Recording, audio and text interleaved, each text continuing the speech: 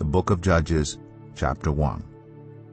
After the death of Joshua, the Israelites asked the Lord, "Who of us is to go up first to fight against the Canaanites?" The Lord answered, "Judah shall go up. I have given the land into their hands." The men of Judah then said to the Simeonites, their fellow Israelites, "Come up with us into the territory allotted to us, to fight against the Canaanites. We in turn will go with you into yours." So the Simeonites went with them. When Judah attacked, the Lord gave the Canaanites and Perizzites into their hands, and they struck down 10,000 men at Bezek. It was there that they found Adoni-Bezek and fought against him, putting to rout the Canaanites and Perizzites. Adoni-Bezek fled, but they chased him and caught him and cut off his thumbs and big toes. Then Adoni-Bezek said, 70 kings with their thumbs and big toes cut off have picked up scraps under my table. Now God has paid me back for what I did to them. They brought him to Jerusalem, and he died there. The men of Judah attacked Jerusalem also, and took it. They put the city to the sword, and set it on fire. After that, Judah went down to fight against the Canaanites living in the hill country, the Negev, and the western foothills. They advanced against the Canaanites living in Hebron, formerly called Kiriath Arba, and defeated Sheshai, Ahiman, and Talmai. From there they advanced against the people living in Debir, formerly called Kiriath Sepher. And Caleb said, "I will give my daughter Achsah in marriage to the man who attacks and captures Kiriath Sepher." Othniel, son of Kenaz, Caleb's younger brother, took it. So Caleb gave his daughter Achsah to him in marriage. One day when she came to Othniel, she urged him to ask her father for a field. When she got off her donkey, Caleb asked her, "What can I do for you?" She replied, "Do me a special favor. Since you have given me land in the Negev, give me also springs of water." So Caleb gave her the upper and lower springs. The descendants of Moses' father-in-law, the Kenite, went up from the city of palms with the people of Judah to live among the inhabitants of the desert of Judah in the Negev near Arad. Then the men of Judah went with the Simeonites, their fellow Israelites, and attacked the Canaanites living in Zephath, and they totally destroyed the city. Therefore it was called Hormah. Judah also took Gaza, Ashkelon, and Ekron, each city with its territory. The Lord was with the men of Judah. They took possession of the hill country, but they were unable to drive the people from the plains because they had chariots fitted with iron. As Moses had promised, Hebron was given to Caleb, who drove from it the 3 sons of Anak. The Benjamites, however, did not drive out the Jebusites who were living in Jerusalem. To this day the Jebusites live there with the Benjamites. Now the tribes of Joseph attacked Bethel, and the Lord was with them. When they sent men to spy out Bethel, formerly called Luz, the spies saw a man coming out of the city, and they said to him, "Show us how to get into the city, and we will see that you are treated well." So he showed them, and they put the city to the sword, but spared the man and his whole family. He then went to the land of the Hittites, where he built a city and called it Luz, which is its name to this day. But Manasseh did not drive out the people of Bethshan, or Tanakh, or Dor, or Ibleam, or Megiddo, and their surrounding settlements, for the Canaanites were determined to live in that land. When Israel became strong, they pressed the Canaanites into forced labor, but never drove them out completely. Nor did Ephraim drive out the Canaanites living in Gezer, but the Canaanites continued to live there among them. Neither did Zebulun drive out the Canaanites living in Kitron or Nahalol. So these Canaanites lived among them, but Zebulun did subject them to forced labor. Nor did Asher drive out those living in Akko or Sidon or Alab or Akzib or Helba or Aphek or Rehob. The Asherites lived among the Canaanite inhabitants of the land because they did not drive them out. Neither did Naphtali drive out those living in Beth Shemesh or Beth Anath, but the Naphtalites too lived among the Canaanite inhabitants of the land.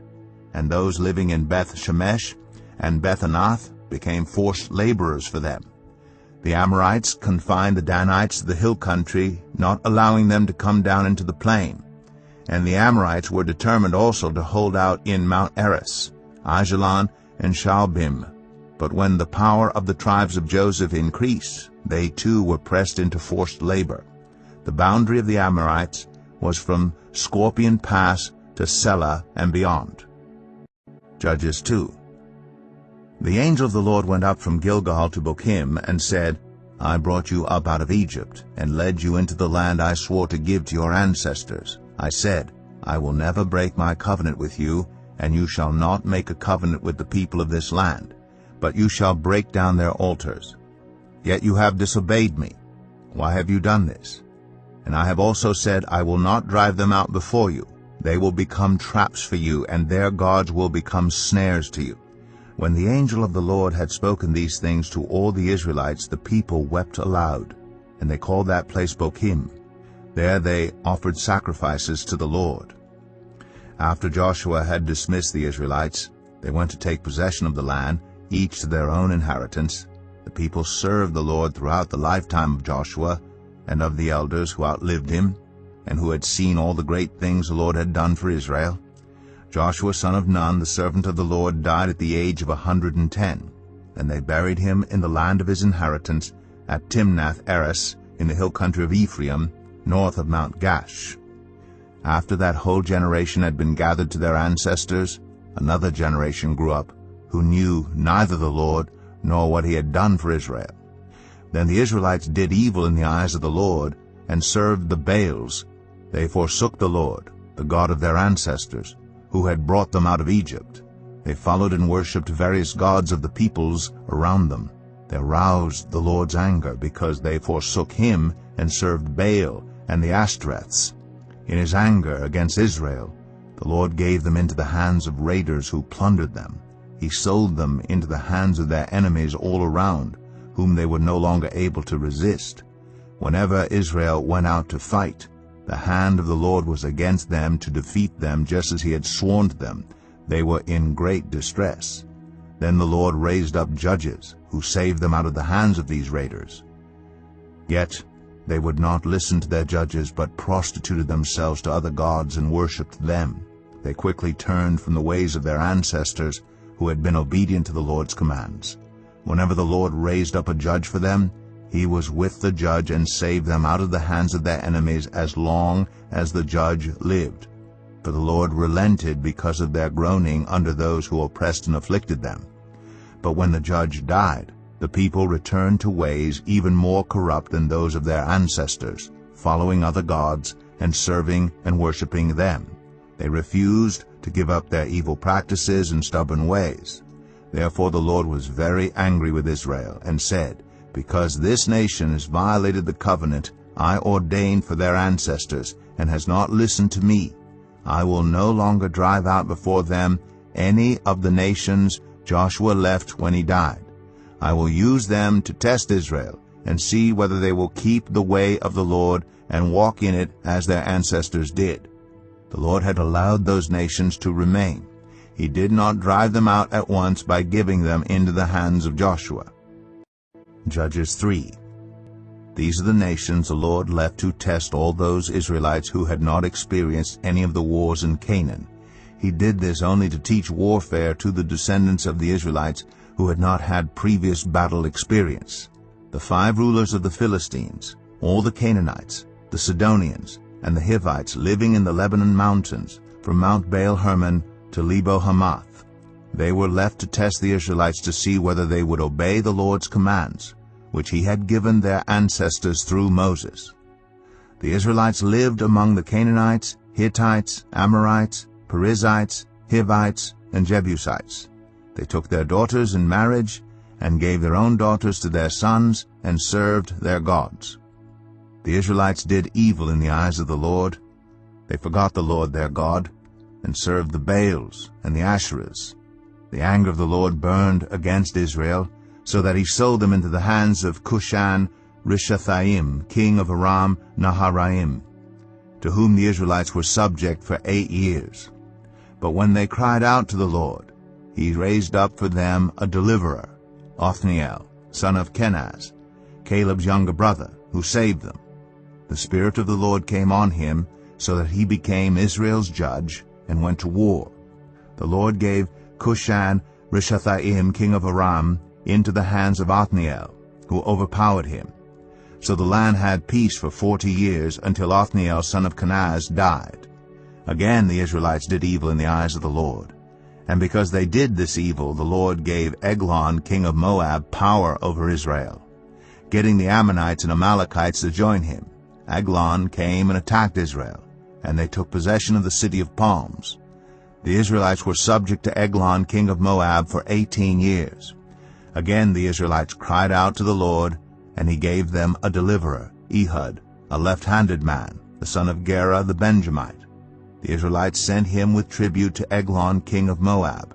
Now Ehud had made a double-edged sword about a cubit long, which he strapped to his right thigh under his clothing. He presented the tribute to Eglon king of Moab, who was a very fat man. After Ehud had presented the tribute, he sent on their way those who had carried it. But on reaching the stone images near Gilgal, he himself went back to Eglon and said, "Your Majesty, I have a secret message for you." The king said to his attendants, "Leave us," and they all left. Ehud then approached him while he was sitting alone in the upper room of his palace and said, "I have a message from God for you." As the king rose from his seat, Ehud reached with his left hand, drew the sword from his right thigh, and plunged it into the king's belly. Even the handle sank in after the blade, and his bowels discharged. Ehud did not pull the sword out, and the fat closed in over it. Then Ehud went out to the porch. He shut the doors of the upper room behind him and locked them. After he had gone, the servants came and found the doors of the upper room locked. They said, "He must be relieving himself in the inner room of the palace." They waited to the point of embarrassment, but when he did not open the doors of the room, they took a key and unlocked them. There they saw their lord fallen to the floor, dead. While they waited, Ehud got away. He passed by the stone images and escaped to Sirah.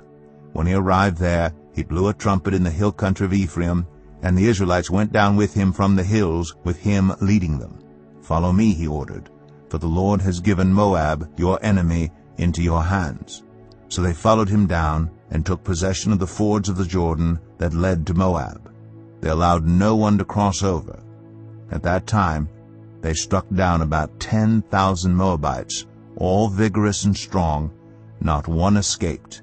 That day Moab was made subject to Israel, and the land had peace for 80 years. After Ehud came Shamgar, son of Anath, who struck down 600 Philistines with an ox goad. He too saved Israel. Judges 4. Again the Israelites did evil in the eyes of the Lord, now that Ehud was dead. So the Lord sold them into the hands of Jabin king of Canaan, who reigned in Hazor. Sisera, the commander of his army, was based in Harosheth Hagoyim. Because he had 900 chariots fitted with iron and had cruelly oppressed the Israelites for 20 years, they cried to the Lord for help. Now Deborah, a prophet, the wife of Lapidoth, was leading Israel at that time. She held court under the palm of Deborah between Ramah and Bethel in the hill country of Ephraim. And the Israelites went up to her to have their disputes decided. She sent for Barak, son of Abinoam, from Kadesh in Naphtali, and said to him, "The Lord, the God of Israel, commands you, go, take with you 10,000 men of Naphtali and Zebulun, and lead them up to Mount Tabor.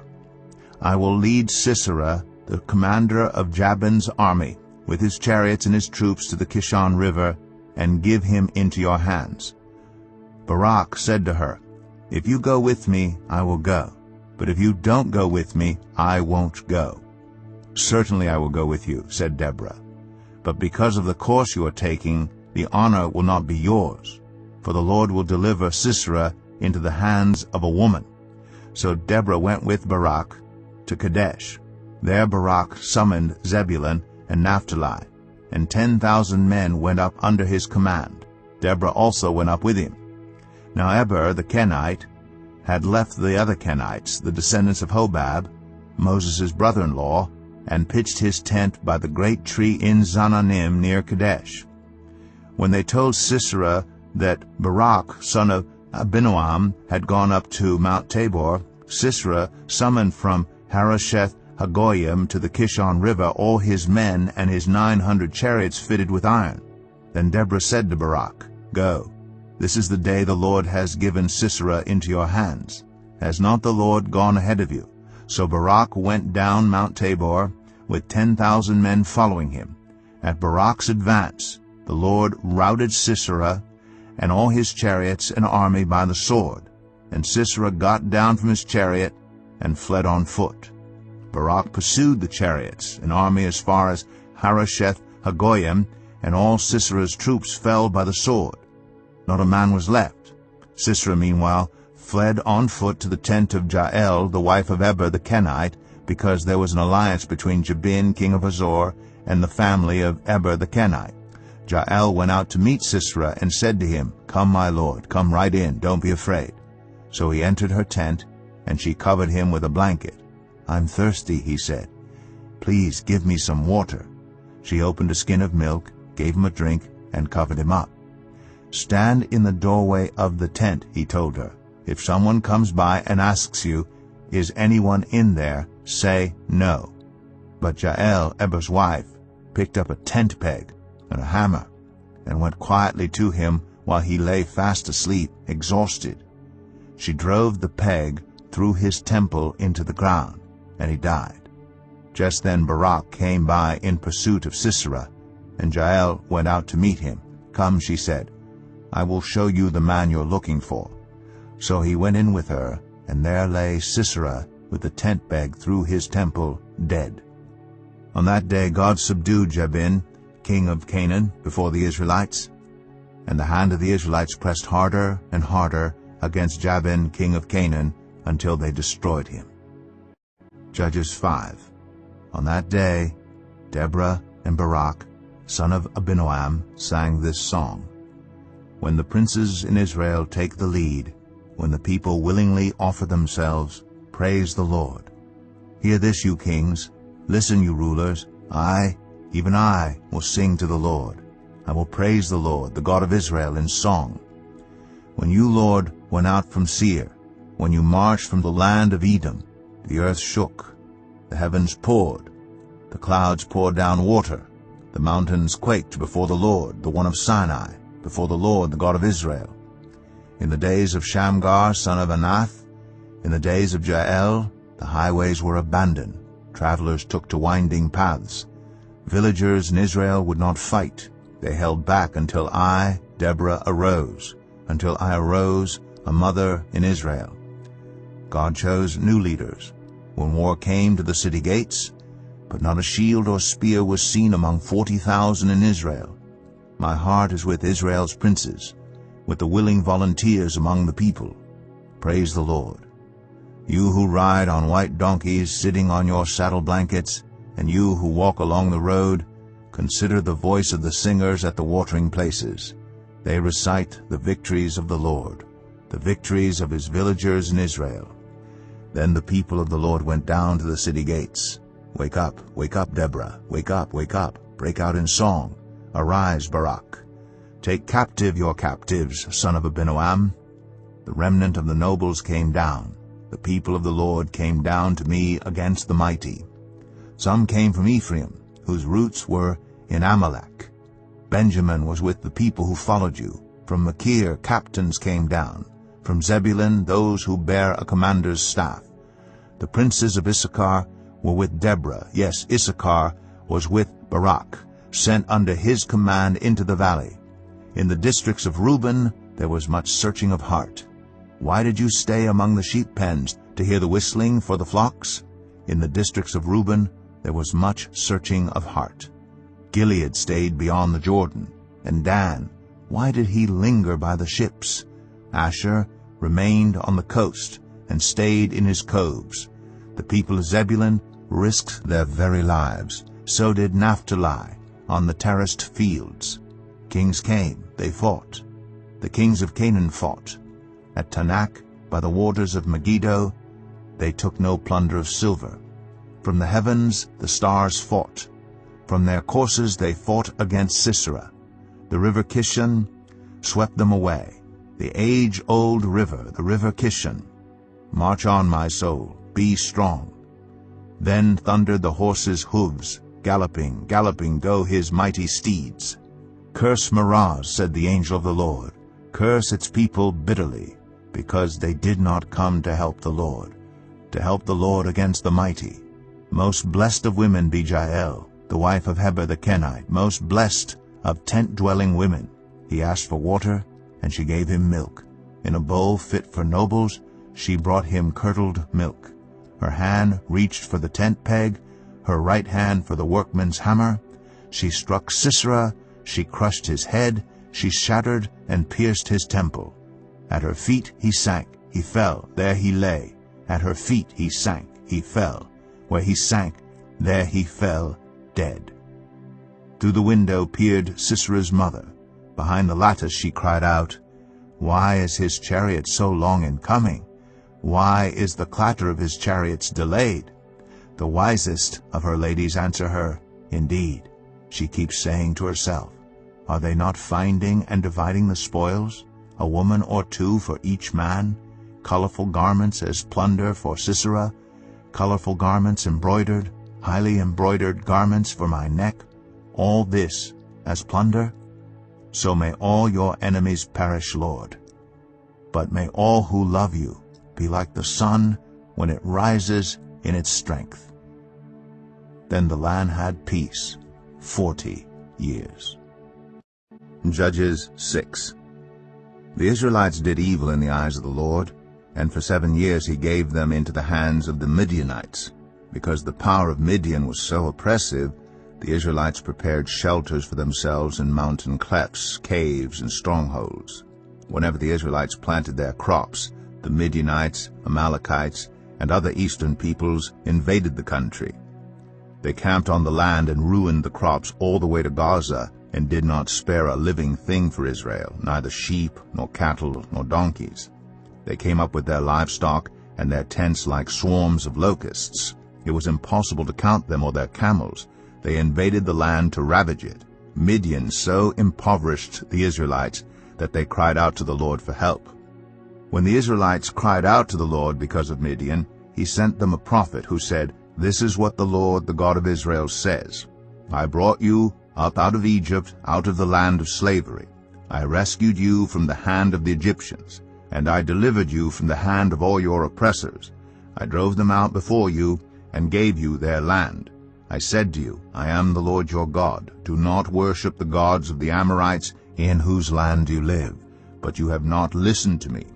The angel of the Lord came and sat down under the oak in Ophrah, that belonged to Joash the Abiezrite, where his son Gideon was threshing wheat in a winepress to keep it from the Midianites. When the angel of the Lord appeared to Gideon, he said, The Lord is with you, mighty warrior. Pardon me, my Lord, Gideon replied. But if the Lord is with us, why has all this happened to us? Where are all his wonders that our ancestors told us about when they said, Did not the Lord bring us up out of Egypt? But now the Lord has abandoned us and given us into the hand of Midian. The Lord turned to him and said, Go in the strength you have and save Israel out of Midian's hand. Am I not sending you? Pardon me, my Lord, Gideon replied. But how can I save Israel? My clan is the weakest in Manasseh, and I am the least in my family.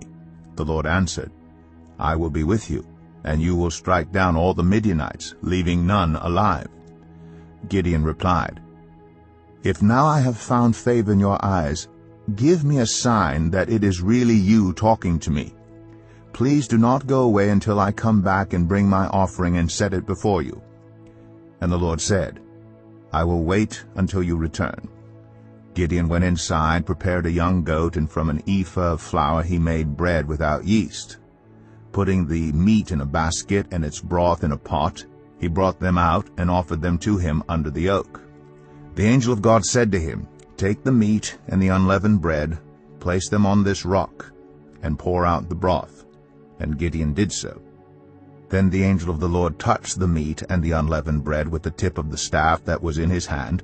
Fire flared from the rock, consuming the meat and the bread, and the angel of the Lord disappeared. When Gideon realized that it was the angel of the Lord, he exclaimed, Alas, sovereign Lord! I have seen the angel of the Lord face to face. But the Lord said to him, Peace, do not be afraid, you are not going to die. So Gideon built an altar to the Lord there and called it, The Lord is Peace. To this day it stands in Ophrah of the Abiezrites. That same night the Lord said to him, Take the second bull from your father's herd, the one 7 years old. Tear down your father's altar to Baal and cut down the Asherah pole beside it. Then build a proper kind of altar to the Lord your God on the top of this height, using the wood of the Asherah pole that you cut down. Offer the second bull as a burnt offering. So Gideon took 10 of his servants and did as the Lord told him. But because he was afraid of his family and the townspeople, he did it at night rather than in the daytime. In the morning, when the people of the town got up, there was Baal's altar demolished, with the Asherah pole beside it cut down, and the second bull sacrificed on the newly built altar. They asked each other, Who did this?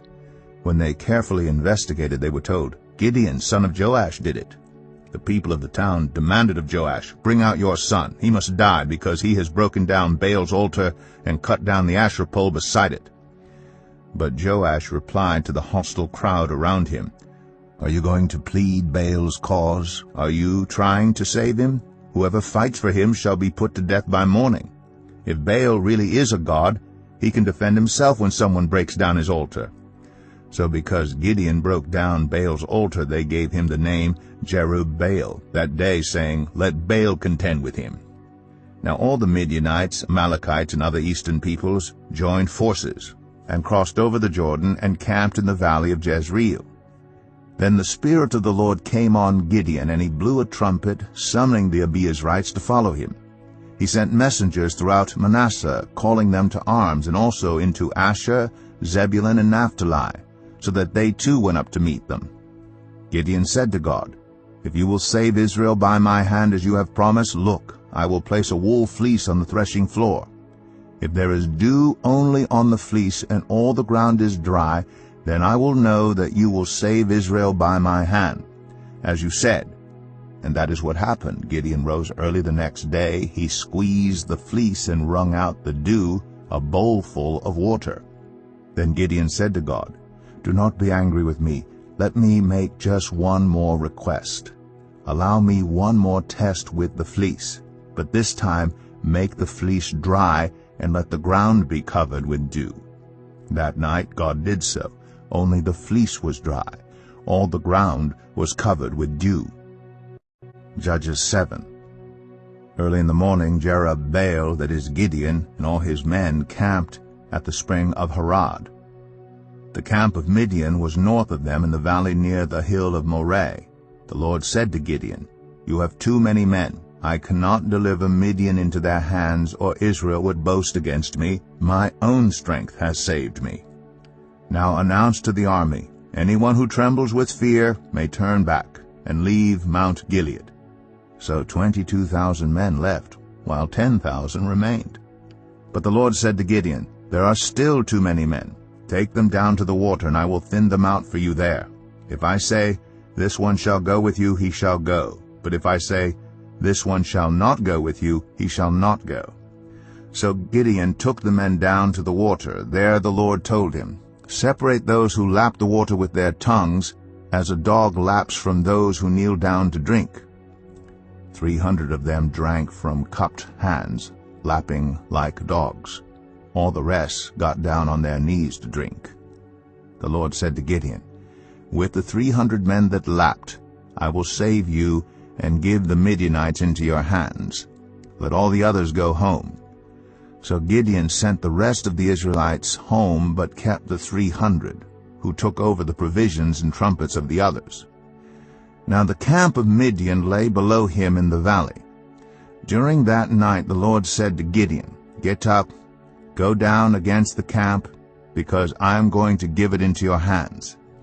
If you are afraid to attack, go down to the camp with your servant Purah, and listen to what they are saying. Afterward, you will be encouraged to attack the camp. So he and Purah, his servant, went down to the outposts of the camp. The Midianites, the Amalekites, and all the other eastern peoples had settled in the valley, thick as locusts. Their camels could no more be counted than the sand on the seashore.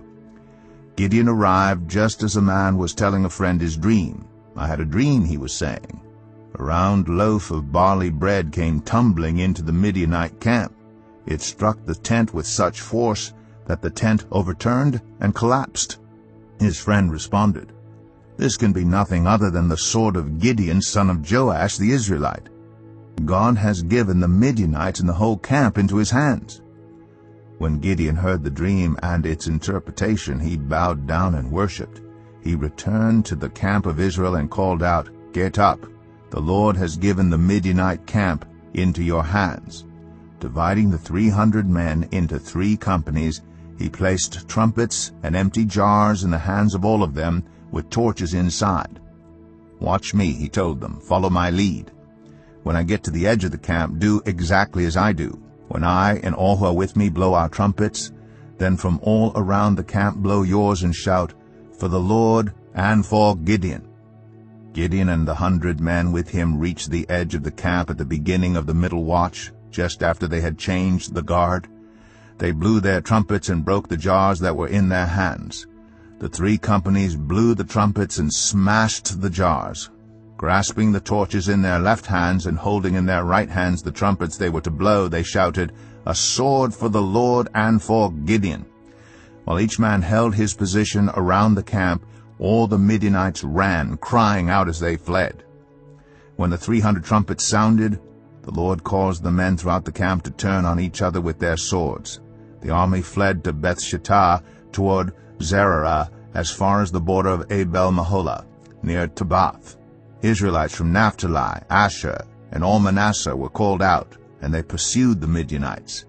Gideon sent messengers throughout the hill country of Ephraim, saying, "Come down against the Midianites and seize the waters of the Jordan, ahead of them as far as Beth-barah." So all the men of Ephraim were called out, and they seized the waters of the Jordan as far as Beth-barah. They also captured 2 of the Midianite leaders, Oreb and Zeeb. They killed Oreb at the rock of Oreb, and Zeeb at the winepress of Zeeb. They pursued the Midianites, and brought the heads of Oreb and Zeeb to Gideon, who was by the Jordan. Judges 8. Now the Ephraimites asked Gideon, "Why have you treated us like this? Why didn't you call us when you went to fight Midian?" And they challenged him vigorously. But he answered them, "What have I accomplished compared to you? Aren't the gleanings of Ephraim's grapes better than the full grape harvest of Abiezer? God gave Oreb and Zeeb, the Midianite leaders, into your hands. What was I able to do compared to you?" At this their resentment against him subsided. Gideon and his 300 men, exhausted yet keeping up the pursuit, came to the Jordan and crossed it. He said to the men of Succoth, "Give my troops some bread, they are worn out, and I am still pursuing Zebah and Zalmunna, the kings of Midian." But the officials of Succoth said, "Do you already have the hands of Zebah and Zalmunna in your possession? Why should we give bread to your troops?" Then Gideon replied, "Just for that, when the Lord has given Zebah and Zalmunna into my hand, I will tear your flesh with desert thorns and briars." From there he went up to Peniel and made the same request of them. But they answered as the men of Succoth had. So he said to the men of Peniel, "When I return in triumph, I will tear down this tower." Now Zebah and Zalmunna were in Karkor, with a force of about 15,000 men. All that were left of the armies of the eastern peoples, 120,000 swordsmen, had fallen. Gideon went up by the route of the nomads east of Nobah and Jogbehah, and attacked the unsuspecting army. Zebah and Zalmunna, the 2 kings of Midian, fled, but he pursued them and captured them, routing their entire army. Gideon, son of Joash, then returned from the battle by the pass of Eris. He caught a young man of Succoth and questioned him, and the young man wrote down for him the names of the 77 officials of Succoth, the elders of the town. Then Gideon came and said to the men of Succoth, "Here are Zebah and Zalmunna, about whom you taunted me by saying, 'Do you already have the hands of Zebah and Zalmunna in your possession? Why should we give bread to your exhausted men?'" He took the elders of the town, and taught the men of Succoth a lesson by punishing them with desert thorns and briars. He also pulled down the tower of Peniel and killed the men of the town. Then he asked Zebah and Zalmunna, "What kind of men did you kill at Tabor?" "Men like you," they answered, "each one with the bearing of a prince." Gideon replied, "Those were my brothers, the sons of my own mother. As surely as the Lord lives, if you had spared their lives, I would not kill you." Turning to Jether, his oldest son, he said, "Kill them." But Jether did not draw his sword because he was only a boy and was afraid. Zebah and Zalmunna said, "Come, do it yourself. As is the man, so is his strength." So Gideon stepped forward and killed them, and took the ornaments off their camels' necks. The Israelites said to Gideon, "Rule over us, you, your son, and your grandson, because you have saved us from the hand of Midian." But Gideon told them, "I will not rule over you, nor will my son rule over you. The Lord will rule over you." And he said, "I do have one request, that each of you give me an earring from your share of the plunder." It was the custom of the Ishmaelites to wear gold earrings. They answered, "We'll be glad to give them." So they spread out a garment, and each of them threw a ring from his plunder unto it. The weight of the gold rings he asked for came to 1,700 shekels, not counting the ornaments, the pendants, and the purple garments worn by the kings of Midian, or the chains that were on their camels' necks. Gideon made the gold into an ephod, which he placed in Ophrah his town. All Israel prostituted themselves by worshipping it there, and it became a snare to Gideon and his family. Thus Midian was subdued before the Israelites and did not raise its head again. During Gideon's lifetime the land had peace 40 years. Jerubbaal, son of Joash, went back home to live. He had 70 sons of his own, for he had many wives. His concubine, who lived in Shechem, also bore him a son, whom he named Abimelech. Gideon, son of Joash, died at a good old age, and was buried in the tomb of his father Joash in Ophrah of the Abiezrites. No sooner had Gideon died than the Israelites again prostituted themselves to the Baals. They set up Baal-berith as their god, and did not remember the Lord their God, who had rescued them from the hands of all their enemies on every side. They also failed to show any loyalty to the family of Jerubbaal, that is Gideon, in spite of all the good things he had done for them. Judges 9. Abimelech, son of Jerubbaal, went to his mother's brothers in Shechem and said to them and to all his mother's clan, "Ask all the citizens of Shechem, which is better for you, to have all 70 of Jerubbaal's sons rule over you, or just one man? Remember, I am your flesh and blood." When the brothers repeated all this to the citizens of Shechem, they were inclined to follow Abimelech, for they said, "He is related to us." They gave him 70 shekels of silver from the temple of Baal-berith, and Abimelech used it to hire reckless scoundrels who became his followers. He went to his father's home in Ophrah, and on one stone murdered his 70 brothers, the sons of Jerubbaal. But Jotham, the youngest son of Jerubbaal, escaped by hiding.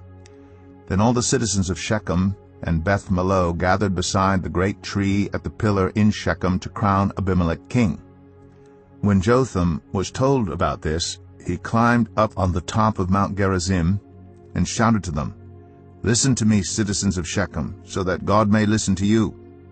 One day the trees went out to anoint a king for themselves. They said to the olive tree, "Be our king."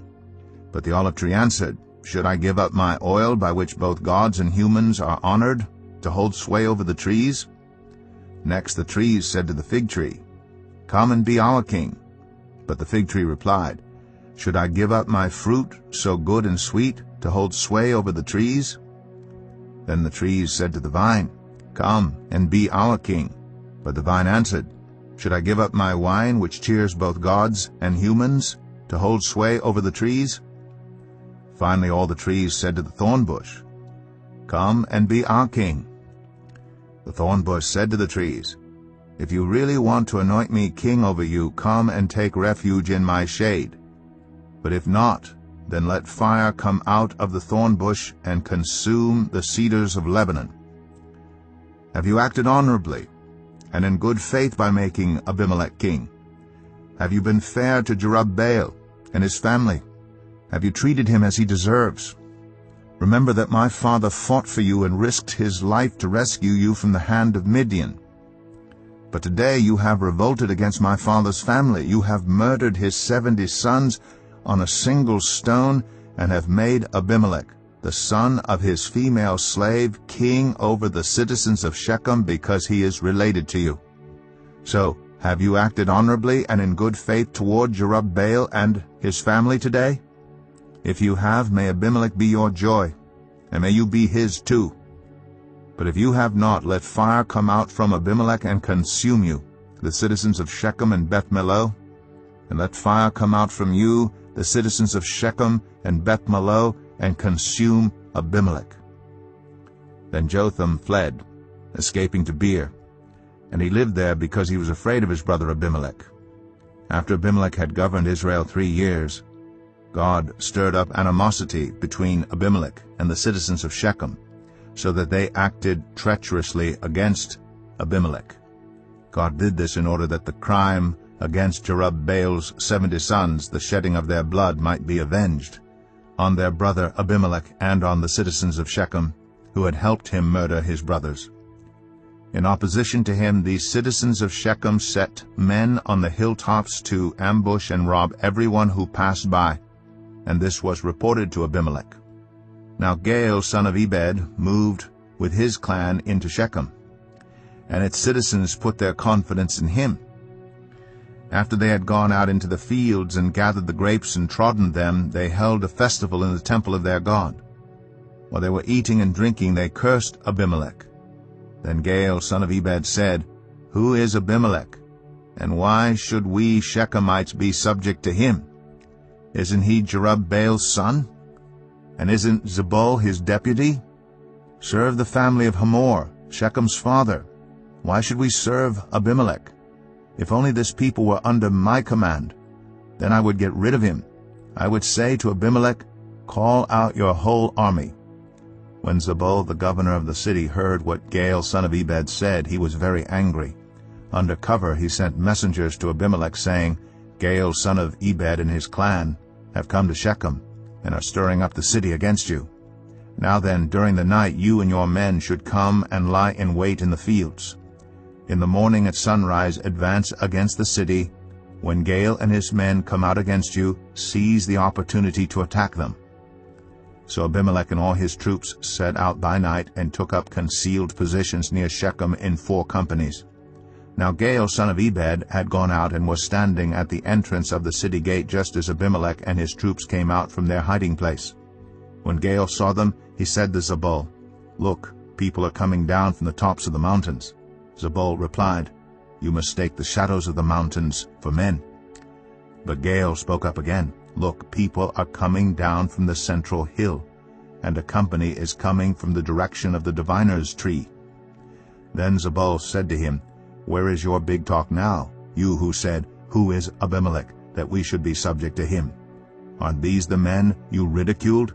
Go out and fight them. So Gaal led out the citizens of Shechem and fought Abimelech. Abimelech chased him all the way to the entrance of the gate, and many were killed as they fled. Then Abimelech stayed in Aramah, and Zebul drove Gaal and his clan out of Shechem. The next day the people of Shechem went out to the fields, and this was reported to Abimelech. So he took his men, divided them into 3 companies, and set an ambush in the fields. When he saw the people coming out of the city, he rose to attack them. Abimelech and the companies with him rushed forward to a position at the entrance of the city gate. Then 2 companies attacked those in the fields and struck them down. All that day Abimelech pressed his attack against the city until he had captured it and killed its people.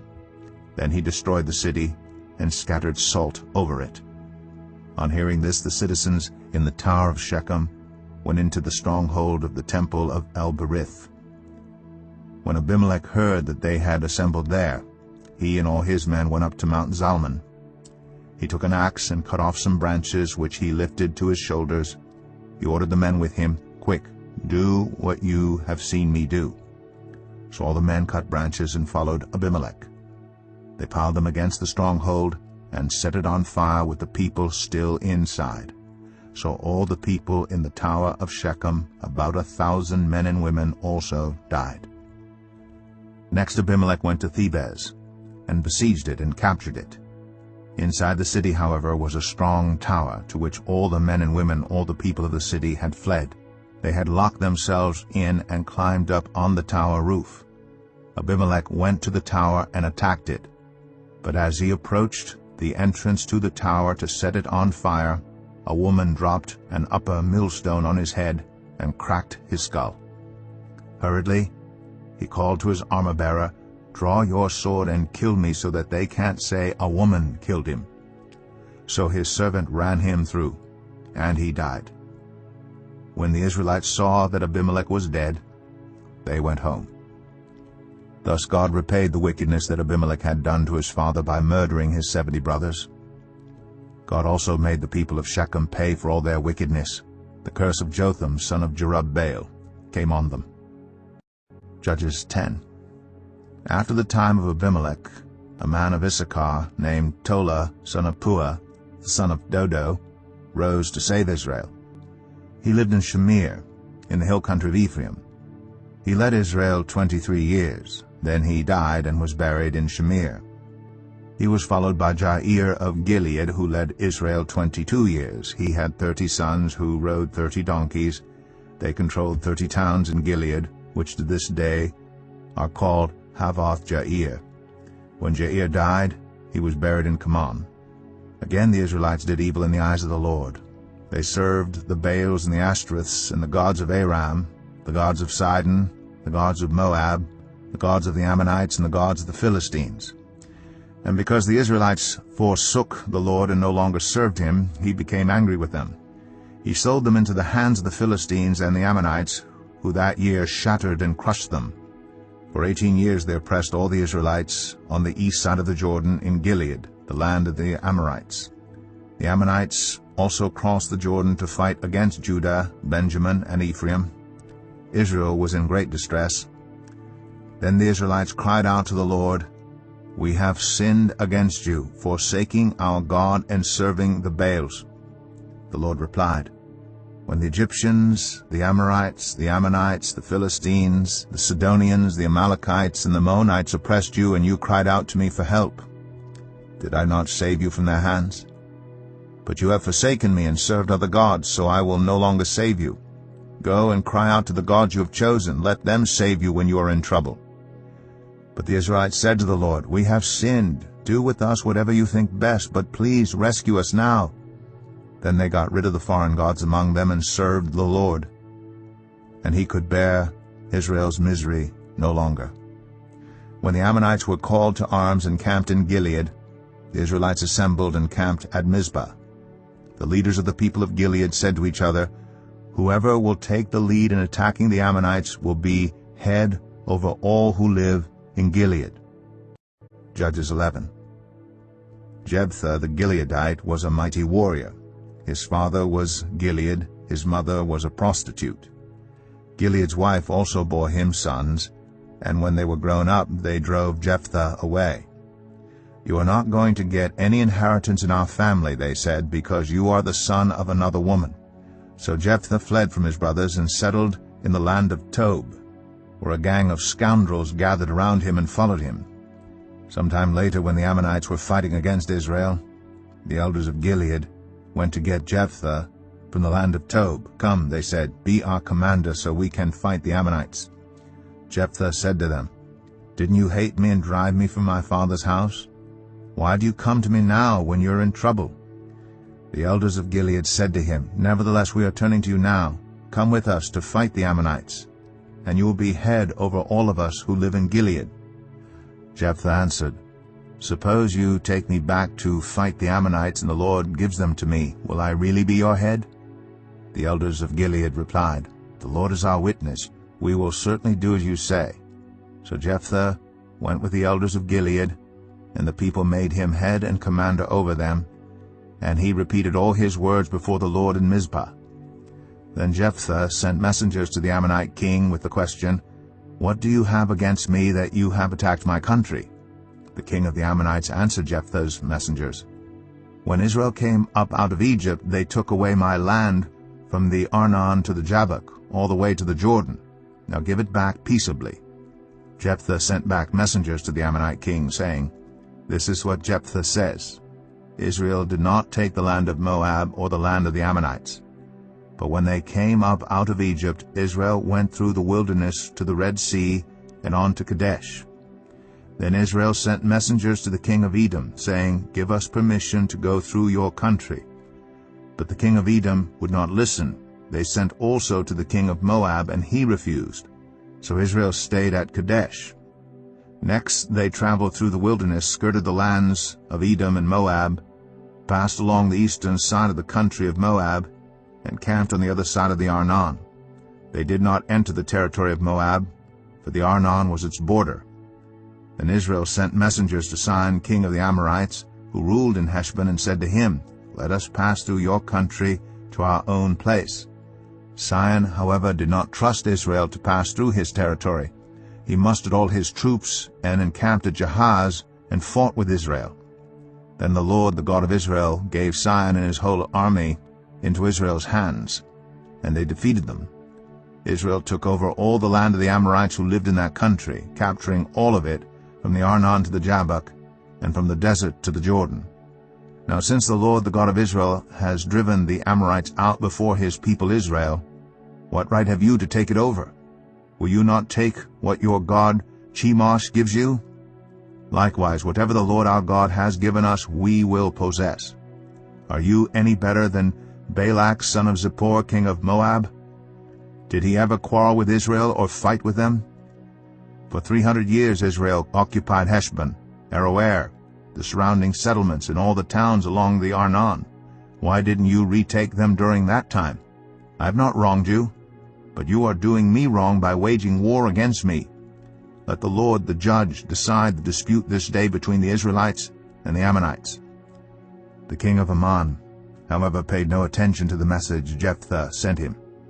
Then the Spirit of the Lord came on Jephthah. He crossed Gilead and Manasseh, passed through Mizpah of Gilead, and from there he advanced against the Ammonites. And Jephthah made a vow to the Lord, If you give the Ammonites into my hands, whatever comes out of the door of my house to meet me when I return in triumph from the Ammonites will be the Lord's, and I will sacrifice it as a burnt offering. Then Jephthah went over to fight the Ammonites, and the Lord gave them into his hands.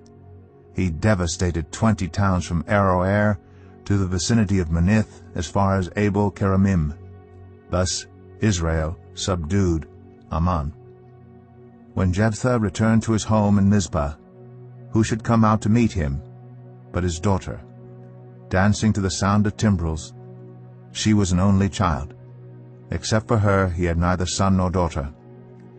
When he saw her, he tore his clothes and cried, "Oh no, my daughter, you have brought me down, and I am devastated. I have made a vow to the Lord that I cannot break." "My father," she replied, "you have given your word to the Lord. Do to me just as you promised, now that the Lord has avenged you of your enemies, the Ammonites. But grant me this one request," she said.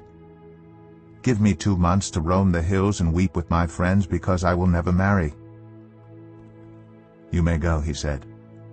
And he let her go for 2 months. She and her friends went into the hills and wept because she would never marry.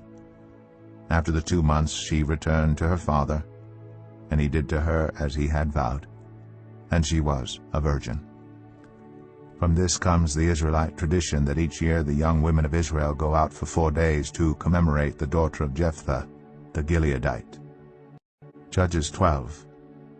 The Ephraimite forces were called out, and they crossed over to Zavon. They said to Jephthah, "Why did you go to fight the Ammonites without calling us to go with you? We're going to burn down your house over your head." Jephthah answered, "I and my people were engaged in a great struggle with the Ammonites, and although I called, you didn't save me out of their hands. When I saw that you wouldn't help, I took my life in my hands and crossed over to fight the Ammonites, and the Lord gave me the victory over them. Now why have you come up today to fight me?" Jephthah then called together the men of Gilead and fought against Ephraim. The Gileadites struck them down because the Ephraimites had said, "You Gileadites are renegades from Ephraim and Manasseh." The Gileadites captured the fords of the Jordan leading to Ephraim, and whenever a survivor of Ephraim said, "Let me cross over," the men of Gilead asked him, "Are you an Ephraimite?"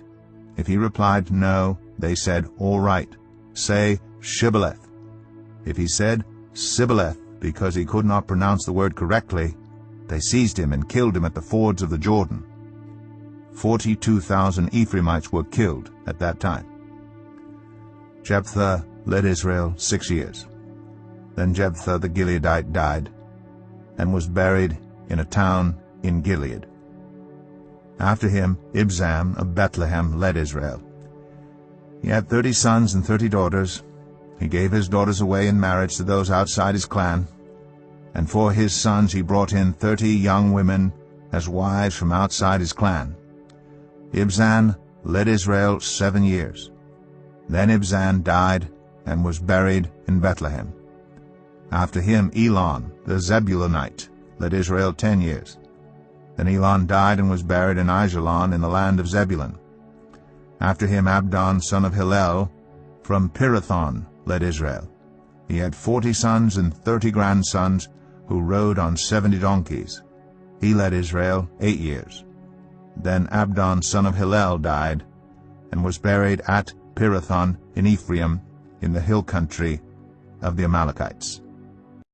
Judges 13. Again the Israelites did evil in the eyes of the Lord. So the Lord delivered them into the hands of the Philistines for 40 years.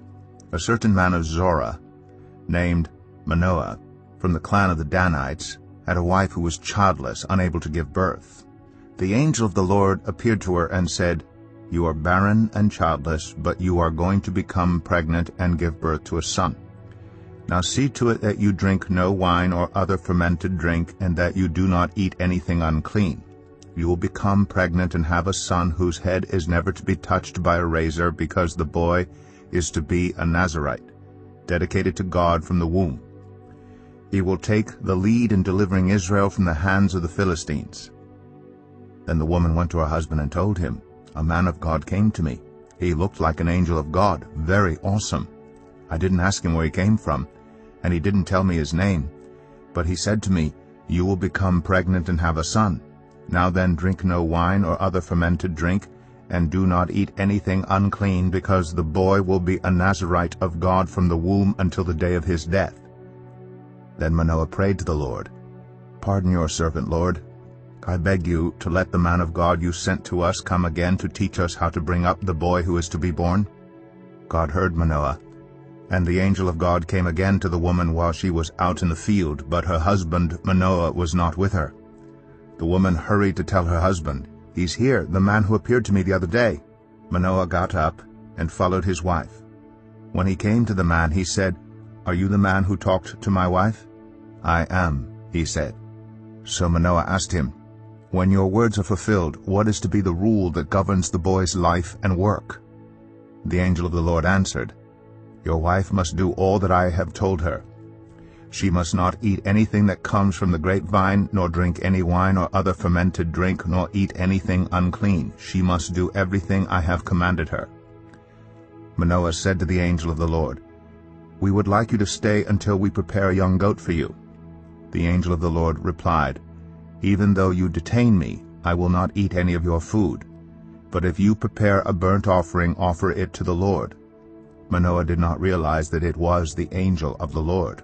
Then Manoah inquired of the angel of the Lord, 'What is your name, so that we may honor you when your word comes true?' He replied, 'Why do you ask my name?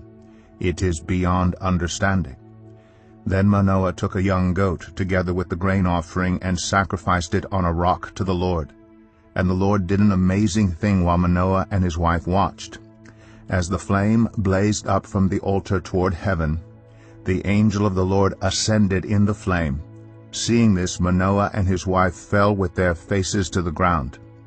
When the angel of the Lord did not show himself again to Manoah and his wife, Manoah realized that it was the angel of the Lord. "We are doomed to die," he said to his wife. "We have seen God."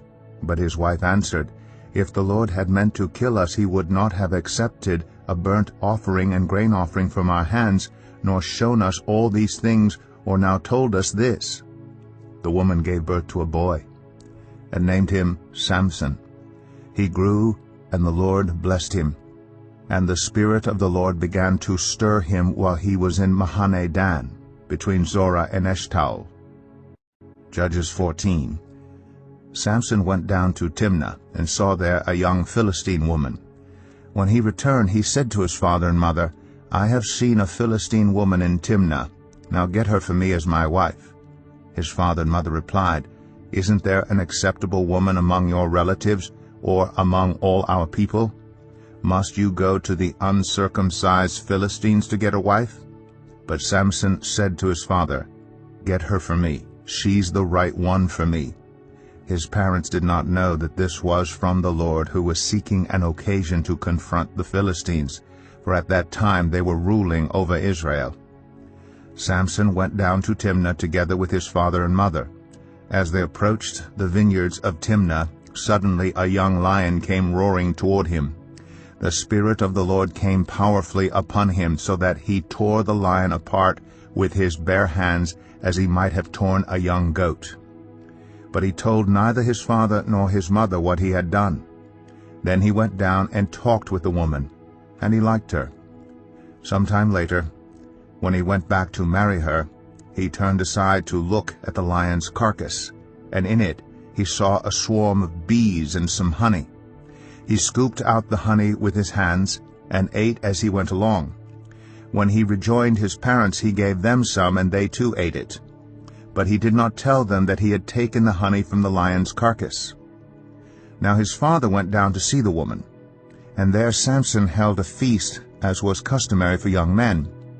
When the people saw him, they chose 30 men to be his companions. "Let me tell you a riddle," Samson said to them. "If you can give me the answer within the 7 days of the feast, I will give you 30 linen garments and 30 sets of clothes. If you can't tell me the answer, you must give me 30 linen garments and 30 sets of clothes." "Tell us your riddle," they said. "Let's hear it." He replied, "Out of the eater, something to eat. Out of the strong, something sweet." For 3 days they could not give the answer.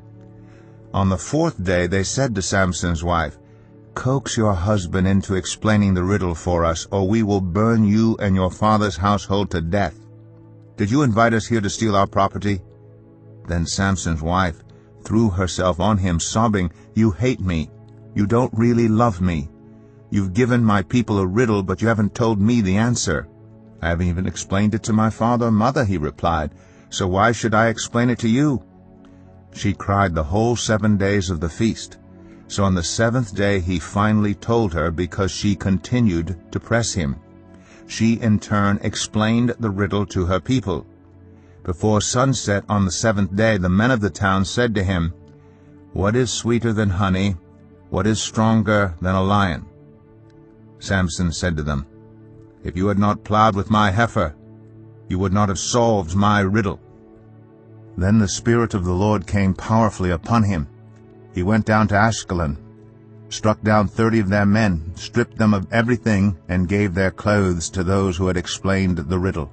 Burning with anger, he returned to his father's home, and Samson's wife was given to one of his companions who had attended him at the feast. Judges 15. Later on, at the time of wheat harvest, Samson took a young goat and went to visit his wife. He said, "I'm going to my wife's room." But her father would not let him go in. "I was so sure you hated her," he said, "that I gave her to your companion. Isn't her younger sister more attractive? Take her instead." Samson said to them, "This time I have a right to get even with the Philistines. I will really harm them." So he went out and caught 300 foxes and tied them tail to tail in pairs. He then fastened a torch to every pair of tails, lit the torches, and let the foxes loose in the standing grain of the Philistines. He burned up the shocks and standing grain together with the vineyards and olive groves. When the Philistines asked, "Who did this?" they were told, "Samson, the Timnite's son-in-law, because his wife was given to his companion." So the Philistines went up and burned her and her father to death. Samson said to them, "Since you've acted like this, I swear that I won't stop until I get my revenge on you." He attacked them viciously and slaughtered many of them. Then he went down and stayed in a cave in the rock of Etam. The Philistines went up and camped in Judah, spreading out near Lehi. The people of Judah asked, "Why have you come to fight us?" "We have come to take Samson prisoner," they answered, "to do to him as he did to us." Then 3,000 men from Judah went down to the cave in the rock of Etam and said to Samson, "Don't you realize that the Philistines are rulers over us? What have you done to us?" He answered, "I merely did to them what they did to me." They said to him, "We've come to tie you up and hand you over to the Philistines." Samson said, "Swear to me that you won't kill me yourselves." "Agreed," they answered. "We will only tie you up and hand you over to them. We will not kill you." So they bound him with 2 new ropes and led him from the rock. As he approached Lehi, the Philistines came toward him shouting. The Spirit of the Lord came powerfully upon him. The ropes on his arms became like charred flax, and the bindings dropped from his hands. Finding a fresh jawbone of a donkey, he grabbed it and struck down 1,000 men. Then Samson said, "With a donkey's jawbone I have made donkeys of them. With a donkey's jawbone I have killed 1,000 men." When he finished speaking, he threw away the jawbone, and the place was called Ramath-Lehi. Because he was very thirsty, he cried out to the Lord, "You have given your servant this great victory. Must I now die of thirst and fall into the hands of the uncircumcised?" Then God opened up the hollow place in Lehi, and water came out of it. When Samson drank, his strength returned, and he revived. So the spring was called En-Hakor, and it is still there in Lehi. Samson led Israel for 20 years in the days of the Philistines. Judges 16. One day Samson went to Gaza, where he saw a prostitute. He went in to spend the night with her. The people of Gaza were told, "Samson is here." So they surrounded the place and lay in wait for him all night at the city gate. They made no move during the night, saying, "At dawn we'll kill him." But Samson lay there only until the middle of the night. Then he got up and took hold of the doors of the city gate, together with the 2 posts, and tore them loose, bar and all. He lifted them to his shoulders and carried them to the top of the hill that faces Hebron. Some time later, he fell in love with a woman in the valley of Sorek, whose name was Delilah. The rulers of the Philistines went to her and said, "See if you can lure him into showing you the secret of his great strength, and how we can overpower him so we may tie him up and subdue him. Each one of us will give you 1,100 shekels of silver." So Delilah said to Samson, "Tell me the secret of your great strength, and how you can be tied up and subdued." Samson answered her, "If anyone ties me with 7 fresh bowstrings that have not been dried, I'll become as weak as any other man." Then the rulers of the Philistines brought her 7 fresh bowstrings that had not been dried, and she tied him with them. With men hidden in the room, she called to him, "Samson, the Philistines are upon you." But he snapped the bowstrings as easily as a piece of string snaps when it comes close to a flame. So the secret of his strength was not discovered. Then Delilah said to Samson, "You have made a fool of me. You lied to me. Come now, tell me how you can be tied." He said, "If anyone ties me securely with new ropes that have never been used, I'll become as weak as any other man." So Delilah took new ropes and tied him with them. Then, with men hidden in the room, she called to him, "Samson, the Philistines are upon you." But he snapped the ropes off his arms as if they were threads. Delilah then said to Samson, "All this time you have been making a fool of me and lying to me. Tell me how you can be tied." He replied, "If you weave the 7 braids of my head into the fabric on the loom and tighten it with the pin, I'll become as weak as any other man." So while he was sleeping, Delilah took the 7 braids of his head, wove them into the fabric, and tightened it with the pin. Again she called to him, "Samson, the Philistines are upon you." He awoke from his sleep, and pulled up the pin and the loom with the fabric. Then she said to him, "How can you say, 'I love you,' when you won't confide in me? This is the third time you've made a fool of me and haven't told me the secret of your great strength." With such nagging she prodded him day after day until he was sick to death of it. So he told her everything. "No razor has ever been used on my head," he said, "because I have been a Nazirite dedicated to God from my mother's womb. If my head was shaved, my strength would leave me, and I would become as weak as any other man." When Delilah saw that he had told her everything, she sent word to the rulers of the Philistines, "Come back once more. He has told me everything." So the rulers of the Philistines returned, with the silver in their hands. After putting him to sleep on her lap, she called for someone to shave off the 7 braids of his hair, and so began to subdue him, and his strength left him. Then she called, "Samson, the Philistines are upon you." He awoke from his sleep and thought, "I'll go out as before and shake myself free." But he did not know that the Lord had left him. Then the Philistines seized him, gouged out his eyes, and took him down to Gaza, binding him with bronze shackles. They set him to grinding grain in the prison. But the hair on his head began to grow again after it had been shaved. Now the rulers of the Philistines assembled to offer a great sacrifice to Dagon, their god, and to celebrate, saying, "Our God has delivered Samson, our enemy, into our hands."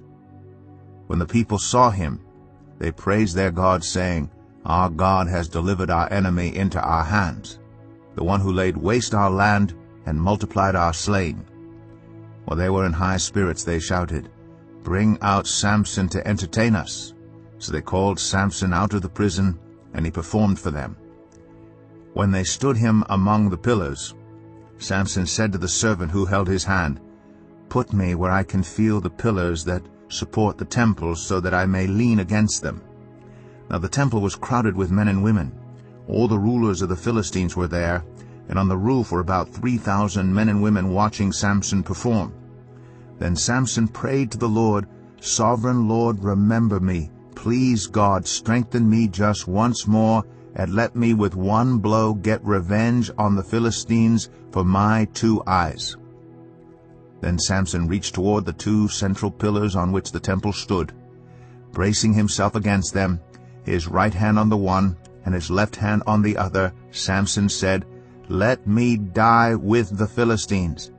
Then he pushed with all his might, and down came the temple on the rulers and all the people in it. Thus he killed many more when he died than while he lived. Then his brothers and his father's whole family went down to get him. They brought him back and buried him between Zorah and Eshtaol in the tomb of Manoah his father. He had led Israel 20 years. Judges 17. Now a man named Micah from the hill country of Ephraim said to his mother, "The 1,100 shekels of silver that were taken from you, and about which I heard you utter a curse, I have that silver with me. I took it." Then his mother said, "The Lord bless you, my son." When he returned the 1,100 shekels of silver to his mother, she said, "I solemnly consecrate my silver to the Lord for my son to make an image overlaid with silver. I will give it back to you." So after he returned the silver to his mother, she took 200 shekels of silver and gave them to a silversmith, who used them to make the idol. And it was put in Micah's house. Now this man Micah had a shrine, and he made an ephod and some household gods, and installed one of his sons as his priest. In those days Israel had no king. Everyone did as they saw fit.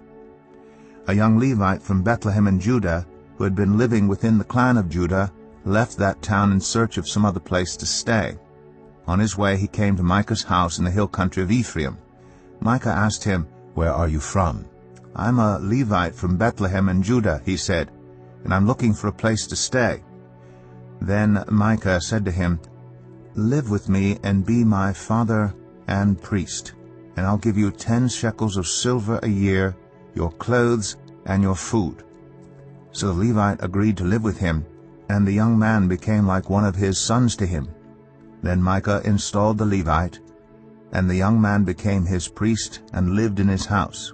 And Micah said, Now I know that the Lord will be good to me, since this Levite has become my priest. Judges 18. In those days Israel had no king, and in those days the tribe of the Danites was seeking a place of their own where they might settle, because they had not yet come into an inheritance among the tribes of Israel.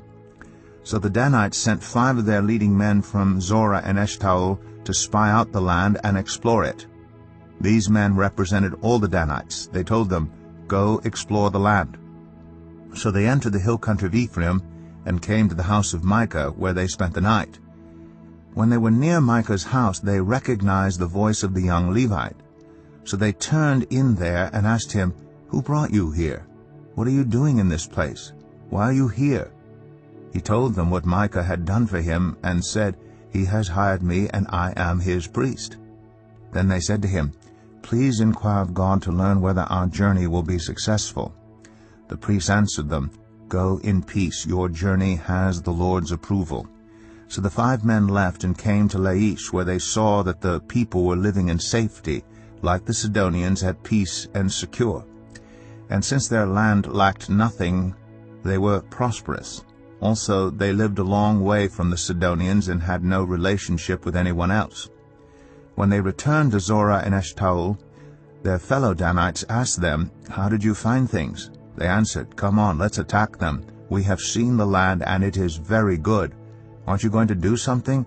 Don't hesitate to go there and take it over. When you get there, you will find an unsuspecting people and a spacious land that God has put into your hands, a land that lacks nothing whatever. Then 600 men of the Danites, armed for battle, set out from Zorah and Eshtaol. On their way they set up camp near Kiriath-Jearim in Judah. This is why the place west of Kiriath-Jearim is called Mahane Dan to this day. From there they went on to the hill country of Ephraim and came to Micah's house. Then the 5 men who had spied out the land of Laish said to their fellow Danites, Do you know that one of these houses has an ephod, some household gods, and an image overlaid with silver? Now you know what to do. So they turned in there and went to the house of the young Levite at Micah's place and greeted him. The 600 Danites armed for battle stood at the entrance of the gate. The 5 men who had spied out the land went inside and took the idol, the ephod, and the household gods, while the priest and the 600 armed men stood at the entrance of the gate. When the 5 men went into Micah's house and took the idol, the ephod, and the household gods, the priest said to them, What are you doing? They answered him, Be quiet, don't say a word. Come with us and be our father and priest. Isn't it better that you serve a tribe and clan in Israel as priest, rather than just one man's household? The priest was very pleased. He took the ephod, the household gods, and the idol, and went along with the people. Putting their little children, their livestock, and their possessions in front of them, they turned away and left. When they had gone some distance from Micah's house, the men who lived near Micah were called together and overtook the Danites. As they shouted after them, the Danites turned and said to Micah, What's the matter with you that you called out your men to fight? He replied, You took the gods I made and my priest and went away. What else do I have? How can you ask what's the matter with you? The Danites answered, Don't argue with us, or some of the men may get angry and attack you, and your family will lose your lives. So the Danites went their way, and Micah, seeing that they were too strong for him, turned around and went back home. Then they took what Micah had made and his priest, and went on to Laish against a people at peace and secure. They attacked them with the sword and burned down their city. There was no one to rescue them because they lived a long way from Sidon and had no relationship with anyone else. The city was in a valley near Beth-Rehob. The Danites rebuilt the city and settled there. They named it Dan, after their ancestor Dan, who was born to Israel, though the city used to be called Laish. There the Danites set up for themselves the idol, and Jonathan son of Gershom, the son of Moses, and his sons were priests for the tribe of Dan until the time of the captivity of the land. They continued to use the idol Micah had made all the time the house of God was in Shiloh. Judges 19. In those days Israel had no king. Now a Levite who lived in a remote area in the hill country of Ephraim took a concubine from Bethlehem in Judah. But she was unfaithful to him. She left him and went back to her parents' home in Bethlehem, Judah. After she had been there 4 months, her husband went to her to persuade her to return. He had with him his servant and 2 donkeys. She took him into her parents' home, and when her father saw him, he gladly welcomed him. His father-in-law, the woman's father, prevailed on him to stay, so he remained with him 3 days, eating and drinking and sleeping there. On the 4th day they got up early, and he prepared to leave. But the woman's father said to his son-in-law, "Refresh yourself with something to eat, then you can go." So the 2 of them sat down to eat and drink together. Afterward the woman's father said, "Please stay tonight and enjoy yourself." And when the man got up to go, his father-in-law persuaded him, so he stayed there that night. On the morning of the 5th day, when he rose to go, the woman's father said, "Refresh yourself, wait till afternoon." So the 2 of them ate together.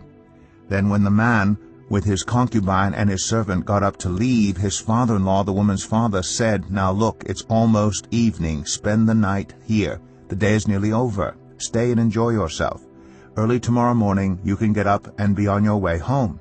But unwilling to stay another night, the man left and went toward Jebus, that is Jerusalem, with his 2 saddled donkeys and his concubine. When they were near Jebus, and the day was almost gone, the servant said to his master, "Come, let's stop at this city of the Jebusites and spend the night." His master replied, "No, we won't go into any city whose people are not Israelites. We will go on to Gibeah." He added, "Come, let's try to reach Gibeah or Ramah and spend the night in one of those places." So they went on, and the sun set as they neared Gibeah in Benjamin. There they stopped to spend the night. They went and sat in the city square, but no one took them in for the night. That evening an old man from the hill country of Ephraim, who was living in Gibeah, the inhabitants of the place were Benjamites, came in from his work in the fields. When he looked and saw the traveler in the city square, the old man asked, "Where are you going? Where did you come from?" He answered, "We are on our way from Bethlehem in Judah to a remote area in the hill country of Ephraim where I live. I have been to Bethlehem in Judah, and now I am going to the house of the Lord. No one has taken me in for the night. We have both straw and fodder for our donkeys, and bread and wine for ourselves, your servants, me, the woman, and the young man with us. We don't need anything." "You're welcome at my house," the old man said. "Let me supply whatever you need. Only don't spend the night in the square." So he took him into his house and fed his donkeys. After they had washed their feet, they had something to eat and drink. While they were enjoying themselves, some of the wicked men of the city surrounded the house, pounding on the door. They shouted to the old man who owned the house, "Bring out the man who came to your house so that we can have sex with him." The owner of the house went outside and said to them, "No, my friends, don't be so vile. Since this man is my guest, don't do this outrageous thing. Look, here is my virgin daughter and his concubine. I will bring them out to you now, and you can use them and do to them whatever you wish. But as for this man, don't do such an outrageous thing." But the men would not listen to him. So the man took his concubine and sent her outside to them, and they raped her and abused her throughout the night, and at dawn they let her go. At daybreak the woman went back to the house where her master was staying, fell down at the door, and lay there until daylight. When her master got up in the morning and opened the door of the house and stepped out to continue on his way, there lay his concubine, fallen in the doorway of the house with her hands on the threshold. He said to her, "Get up, let's go." But there was no answer. Then the man put her on his donkey and set out for home. When he reached home, he took a knife and cut up his concubine, limb by limb, into 12 parts, and sent them into all the areas of Israel. Everyone who saw it was saying to one another, "Such a thing has never been seen or done, not since the day the Israelites came up out of Egypt." Just imagine. We must do something, so speak up. Judges 20. Then all Israel from Dan to Beersheba and from the land of Gilead came together as one and assembled before the Lord in Mizpah. The leaders of all the people of the tribes of Israel took their places in the assembly of God's people, 400,000 men armed with swords. The Benjamites heard that the Israelites had gone up to Mizpah. Then the Israelites said, "Tell us how this awful thing happened." So the Levite, the husband of the murdered woman, said, "I and my concubine came to Gibeah in Benjamin to spend the night. During the night the men of Gibeah came after me and surrounded the house, intending to kill me. They raped my concubine, and she died. I took my concubine, cut her into pieces, and sent one piece to each region of Israel's inheritance, because they committed this lewd and outrageous act in Israel. Now all you Israelites, speak up and tell me what you have decided to do." All the men rose up together as one, saying, "None of us will go home. No, not one of us will return to his house. But now this is what we'll do to Gibeah. We'll go up against it in the order decided by casting lots. We'll take 10 men out of every 100 from all the tribes of Israel, and 100 from 1,000, and 1,000 from 10,000, to get provisions for the army. Then, when the army arrives at Gibeah in Benjamin, it can give them what they deserve for this outrageous act done in Israel." So all the Israelites got together and united as one against the city. The tribes of Israel sent messengers throughout the tribe of Benjamin, saying, "What about this awful crime that was committed among you? Now turn those wicked men of Gibeah over to us, so that we may put them to death and purge the evil from Israel." But the Benjamites would not listen to their fellow Israelites. From their towns they came together at Gibeah to fight against the Israelites. At once the Benjamites mobilized 26,000 swordsmen from their towns, in addition to 700 able young men from those living in Gibeah. Among all these soldiers there were 700 select troops who were left-handed, each of whom could sling a stone at a hair and not miss. Israel, apart from Benjamin, mustered 400,000 swordsmen, all of them fit for battle. The Israelites went up to Bethel and inquired of God. They said, "Who of us is to go up first to fight against the Benjamites?" The Lord replied, "Judah shall go first." The next morning the Israelites got up and pitched camp near Gibeah. The Israelites went out to fight the Benjamites and took up battle positions against them at Gibeah. The Benjamites came out of Gibeah and cut down 22,000 Israelites on the battlefield that day. But the Israelites encouraged one another and again took up their positions where they had stationed themselves the first day. The Israelites went up and wept before the Lord until evening. And they inquired of the Lord. They said, "Shall we go up again to fight against the Benjamites, our fellow Israelites?" The Lord answered, "Go up against them." Then the Israelites drew near to Benjamin the second day. This time when the Benjamites came out from Gibeah to oppose them, they cut down another 18,000 Israelites, all of them armed with swords. Then all the Israelites, the whole army, went up to Bethel, and there they sat weeping before the Lord. They fasted that day until evening and presented burnt offerings and fellowship offerings to the Lord. And the Israelites inquired of the Lord. In those days the ark of the covenant of God was there, with Phinehas son of Eleazar the son of Aaron ministering before it. They asked, "Shall we go up again to fight against the Benjamites, our fellow Israelites, or not?" The Lord responded, "Go, for tomorrow I will give them into your hands." Then Israel set an ambush around Gibeah. They went up against the Benjamites on the third day and took up positions against Gibeah as they had done before. The Benjamites came out to meet them and were drawn away from the city. They began to inflict casualties on the Israelites as before, so that about 30 men fell in the open field and on the roads, the one leading to Bethel and the other to Gibeah. While the Benjamites were saying, "We are defeating them as before," the Israelites were saying, "Let's retreat and draw them away from the city to the roads." All the men of Israel moved from their places and took up positions at Baal Tamar, and the Israelite ambush charged out of its place on the west of Gibeah. Then 10,000 of Israel's able young men made a frontal attack on Gibeah. The fighting was so heavy that the Benjamites did not realize how near disaster was. The Lord defeated Benjamin before Israel, And on that day the Israelites struck down 25,100 Benjamites, all armed with swords.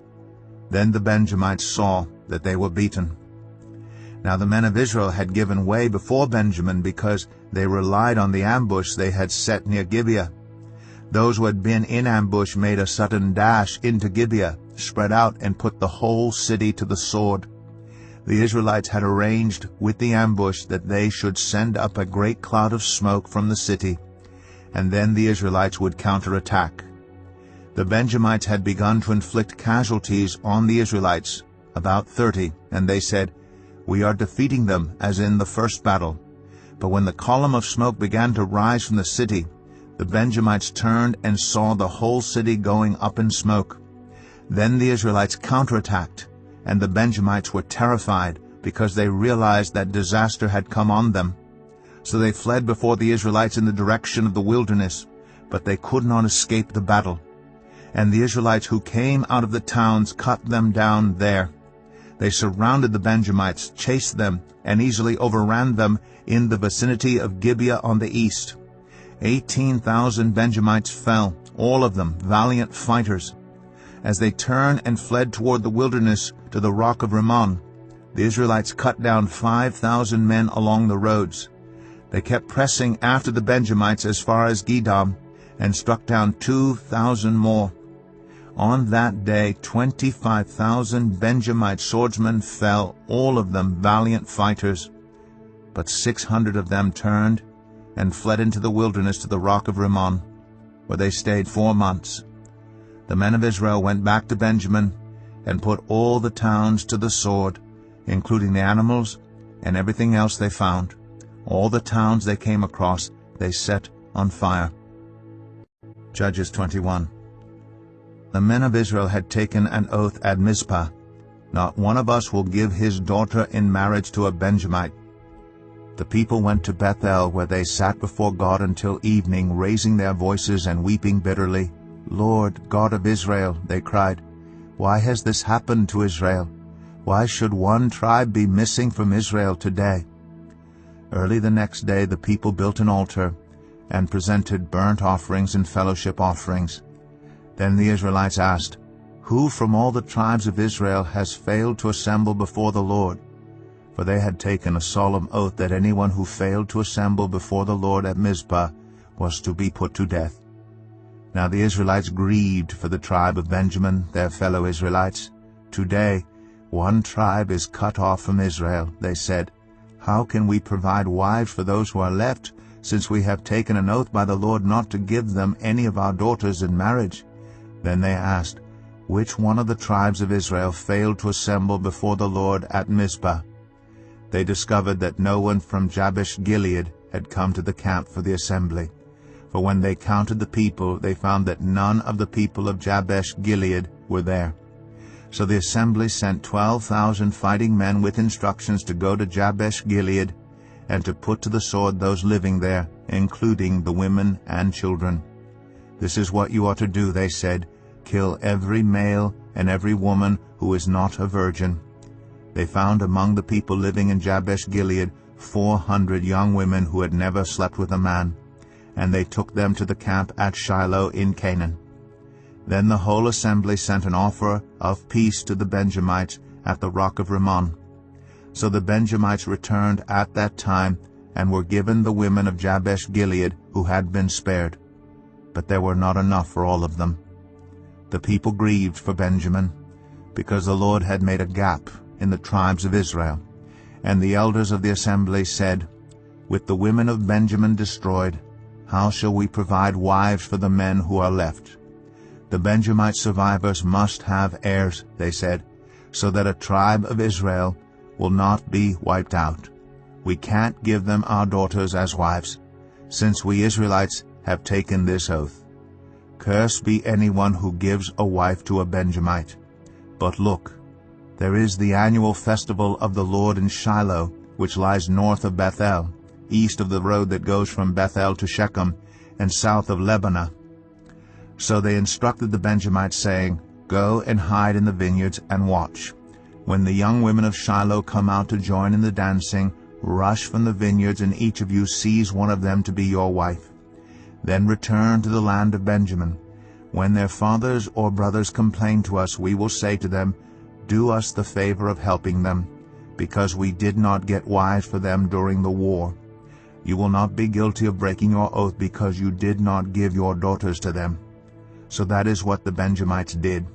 While the young women were dancing, each man caught one and carried her off to be his wife. Then they returned to their inheritance and rebuilt the towns and settled in them. At that time the Israelites left that place and went home to their tribes and clans, each to his own inheritance. In those days Israel had no king. Everyone did as they saw fit.